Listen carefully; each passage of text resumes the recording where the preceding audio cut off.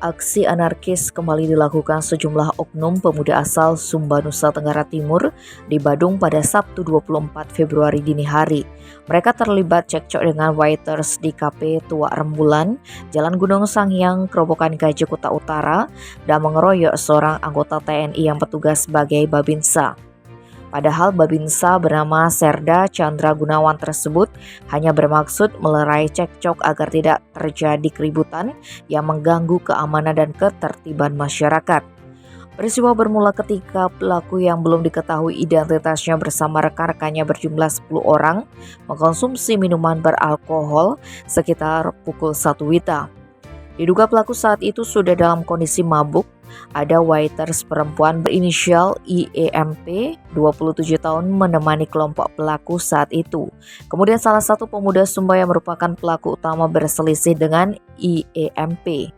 Waktu itu Serda Chandra sedang melakukan patroli dialogis, sehingga ketika melihat ada yang cekcok maka anggota TNI ini berinisiatif melerainya. Namun pelaku utama serta rekannya malah ribut dan memukul Serda Gunawan. Bahkan pelaku lainnya berusaha melempari korban menggunakan kursi. Setelah melancarkan aksinya, kelompok pelaku pun bergegas mengambil sepeda motor dan kabur. Akibat kejadian ini, Babinsa asal Nusa Tenggara Barat ini mengalami luka di bagian bibir atas serta bengkak di bagian tangan. Korban juga langsung menghubungi aparat Polsek Kuta Utara, sehingga Polsek Kuta Utara langsung melakukan pengejaran dan dapat mengamankan sejumlah orang dari kelompok yang ribut tersebut. Sedangkan pelaku utamanya sempat buron, akan tetapi berkat kesigapan petugas, pelaku utama tetap bisa diamankan pada malam harinya.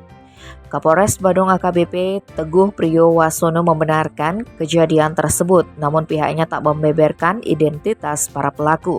Saat ini pihaknya masih mendalami sejumlah orang yang diamankan terkait keterlibatannya dalam perkara ini. Sementara itu, Kapendam 9 Udayana, Kolonel Infanteri Agung Udayana membenarkan bahwa korban dianiaya di TKP saat berusaha meredam keributan karena menerima laporan dari pemilik kafe. Tim Bali Express melaporkan.